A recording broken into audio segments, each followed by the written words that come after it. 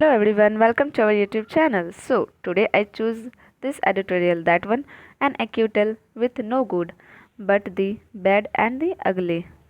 Okay, and this editorial was written by R.K. Vij. In this editorial is about the Tejpal, a former editor who is charged for the sexually assaulted by an employee. Okay, so in this editorial, we understand first what the writer want to say, and then we understand this heading. Okay. So, the recent judgment of a trial court acquitting तरुण तेजपाल. तरुण तेजपाल कौन थे? एक formal editor थे of a news magazine who was charged. वो charge हुए थे किस वजह से? 2013 में चार्ज हुए थे. एक लड़की जो उसके एक एम्प्लॉय थी, एक लड़की थी, उसकी कंपनी में ही काम करती थी. उन्होंने मतलब जर्नलिस्ट के तौर पे during new magazine had organised in Goa had created a furore and raised many questions about the law. ठीक है, उसी में काम करती थी. तो वो किस मतलब वो जो लड़की थी, वो लड़की उसके अंडर में काम करती थी. और वो जो तेजपाल जी थे वो बहुत ही मतलब आई थिंक जस्ट 50 टू 45 के अराउंड के एज के होंगे. ठीक है, वो उसके बॉस थे. तो वो जो लड़की थी, वो लड़की ने क्या हुआ, वो केस फाइल की उसके अगेंस्ट में कि वो उन्होंने सेक्सुअली मुझे टच करने की ट्राई किया है. ठीक है. The investigation officer has been pulled up not only for the lapse in investigation. देखिए अब यहाँ पे लेकिन क्या हुआ है कि तेजपाल जी जो क्या उनको शायद अभी छूट दे दिया गया. मतलब क्वाइटल यहाँ पे देखिए एक लिखा हुआ है ना, एन एक्वाइटल विथ नो गुड. एक्वाइटल का यहाँ पे मतलब ही हो जाता है आपका कि एक ऐसा मतलब कि judgement that a person is not guilty of the crime which they charge. मतलब कि इसको चार्ज लगाया गया था बट वो गिल्ट उस चीज़ के लिए एक्यूज नहीं है, उन्हें बरी कर दिया गया. ठीक है, तो वही इसी को लेके ये आज के राइटर बोल रहे हैं कि ये आपको समझ में आ गया क्यों उनको तेजपाल जी को मतलब किया गया था, चार्ज क्यों किया गया था. क्योंकि उसके एक एम्प्लॉय थी जो कि उस पर एक चार्ज लगाई थी कि ये हमें मतलब कि जो हमारे बॉस है तेजपाल जी, उन्होंने हमें एक सेक्सुअली हरासमेंट करने का ट्राई किए थे. ठीक है, असल्ट किए थे, सेक्सुअली असल्ट किए थे. ठीक है, जो कि the investigating officer has also investigate जो कर रहे थे वो ऑफिसर लोग क्या देखें कि pulled up not only for the labs investigation.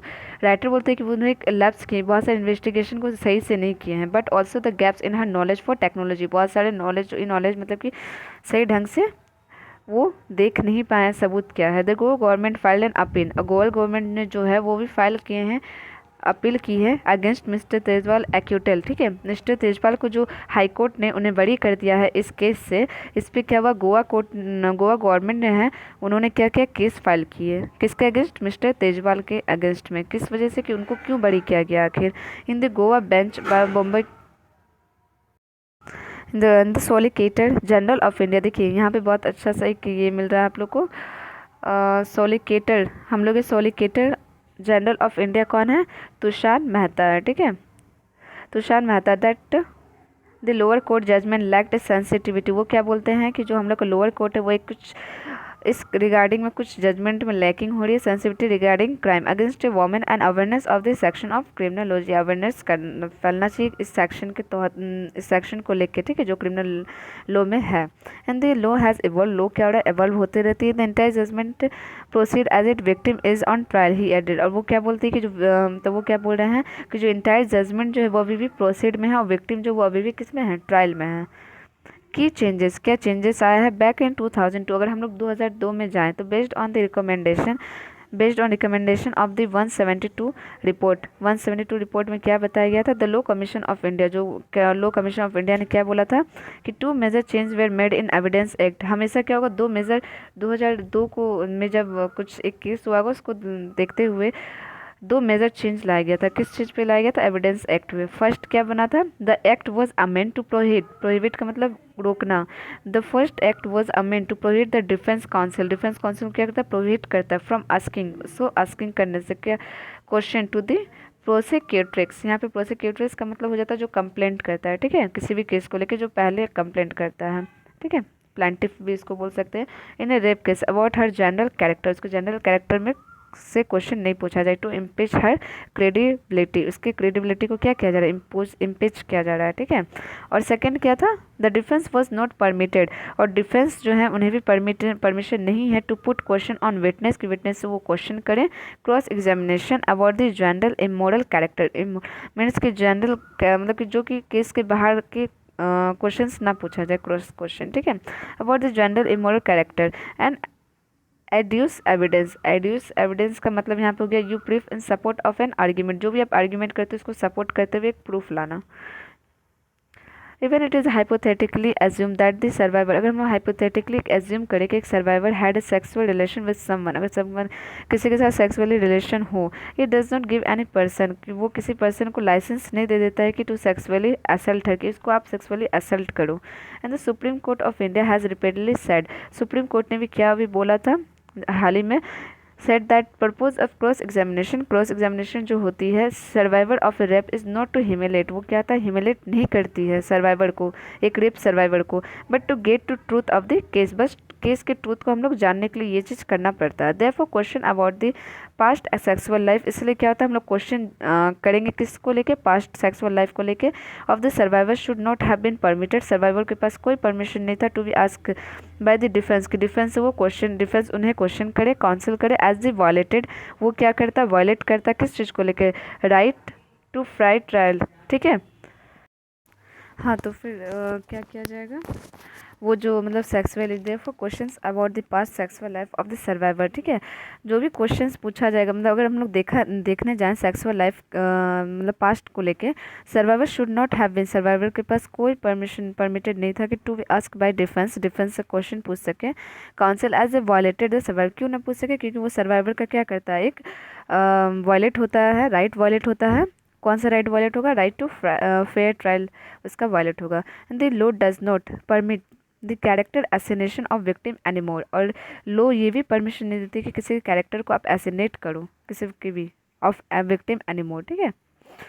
स्टेटोटाइप evaluation, अब स्टेटोटाइप क्या एवेल्यूट हो रहा है, second the conduct of survival sexual assault can not be cast in a straight jacket formula, ठीक है, every individuals behave differently under the given circumstances, ये सबको पता है कि देखिए सेकंड द कंडक्ट ऑफ जो भी सर्वाइवर मतलब कि जो भी सर्वाइवर रहता है in sexually assault can not be cast, उसको कैसे भी आप कास्ट नहीं कर सकते हो, किस में, स्ट्रेट जैकेट फार्मूला में, स्ट्रेट जैकेट का यहाँ पे मतलब हो जाता है रिस्ट्रिक्ट फार्मूला में। Second the conduct of A survivor the sexual assault को आप क्या कर सकते हैं, मतलब स्ट्रेट जैकेट फार्मूला में नहीं कर सकते, मतलब कि स्ट्रिक्ट आप नहीं कर सकते हो। एवरी इंडिविजुअल्स बिहेवियर डिफरेंटली, हर एक इंडिविजुअल का एक अपना अलग अलग बिहेवियर रहता है डिफरेंटली अंडर गिवन सर्कमस्टांसेस, आपका सबका सिचुएशन अलग होता है, सबके सर्कमस्टांसेस अलग होते हैं, और हर एक सर्कमस्टांसेस में बिहेव करना अलग होता है, हर कोई एक जैसा बिहेव नहीं करता है। अगर आप सपोज एक ही आप सर्कमस्टांसेस दे दो तो उसमें अलग अलग इंसान अलग तरीके से बिहेव करेंगे अपने अकॉर्डिंग, ठीक है।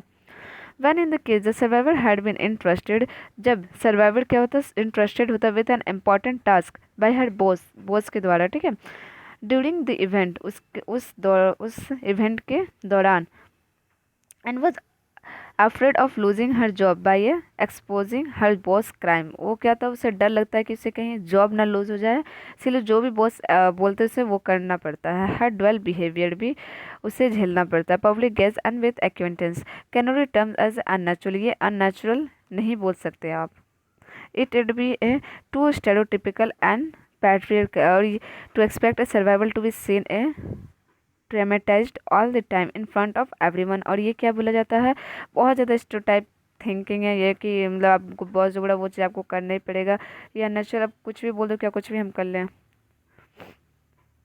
The supreme court in the Aparna Bhatt and Orts versus the state of Madhya Pradesh and Orts 2021 specifically said that court should desist, and desist का मतलब होता है stop doing something, okay, from expressing an stereotype opinion. Please आप इस चीज़ को रोको। किस चीज़ को रोको कि आप स्टेरियोटाइप थिंकिंग रोको, एक्सप्रेसिंग रोको in word spoken during a proceed जब आप किसी केस को लड़ रहे हो, और in the course of judicial code order, judicial जब ऑर्डर दे रहे हो, अबाउट एन इंडिविजुअलाइज कंसिडरेशन, आप एक इंडिविजुअल कंसिडरेशन को लेकर अपने जा सकते हो।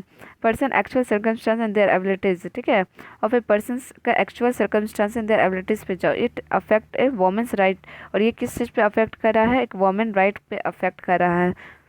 Therefore, the judiciary must be careful, उसे must be carefully होना चाहिए to be create an inflexible standard based on preconceived notion। preconceived मतलब कि विचार, प्री विचार, ठीक है। प्री कंसेप्ट का मतलब क्या हो जाएगा, विचार, नोशन, ठीक है। आपका कैसा विचार हो, आप उस चीज़ पे उस पर फ्लैक्सिबिलिटी लाओ।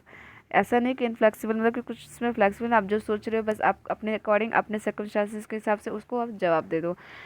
इन शॉर्ट की लड़की ने जो सर्वाइवल जो जिसपे सेक्स जिसने केस किया था तेजपाल के ऊपर, अपने बॉस के ऊपर, वो उसको मतलब कि बोल दिया गया डायरेक्टली कि लड़की जो है वो लड़की मतलब लड़की का जो प्रूफ आ रहा है वो लड़की के बस बोलने से हम ये केस को तेजपाल जी को हम केस मतलब जो को उसकी सज़ा नहीं दे सकते, हमें एक सही प्रूफ चाहिए।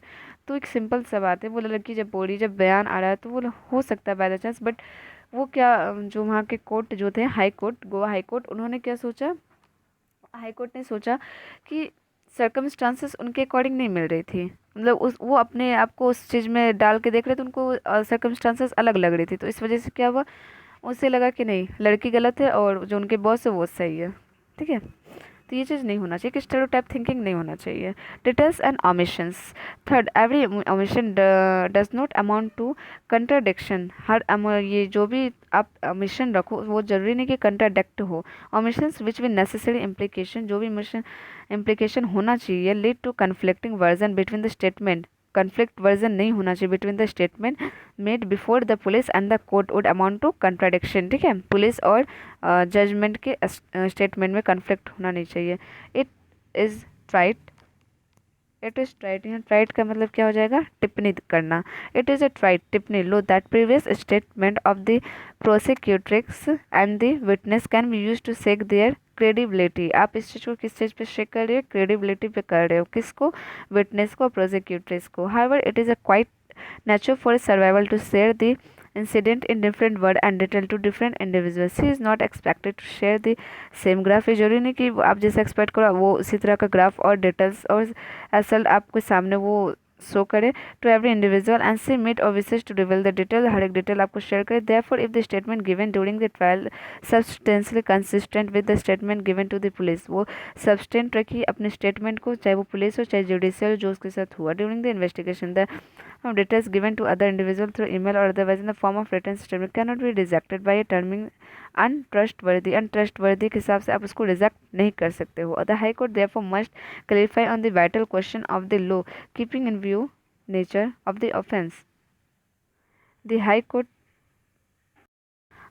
जो है, हाई कोर्ट जो है देयरफॉर मस्ट बी क्लैरिफाई, वो क्या क्लैरिफाई की है कि vital question of the law keeping in view the nature of the offence. हम लोग जो भी क्वेश्चनिंग करते हैं या जो भी चीज़ देखते हैं उस चीज़ किसको देखते हुए करते हैं और किस नेचर से करते हैं, ऑफेंस को देखते हुए, ठीक है।